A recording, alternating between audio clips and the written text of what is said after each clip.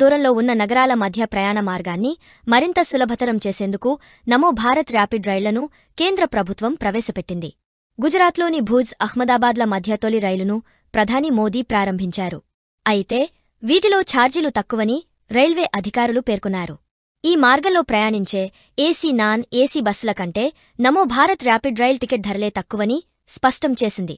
భుజ్ నుంచి గాంధీధామ్ వరకు AC bus ticket ధర ₹140 కాగా నాన్ ఏసీ బస్సు టికెట్ ధర ₹110గా ఉంది. వీటితో పోలిస్తే నమో భారత్ ర్యాపిడ్ ఏసీ రైలు టికెట్ ధర ₹75 మాత్రమే.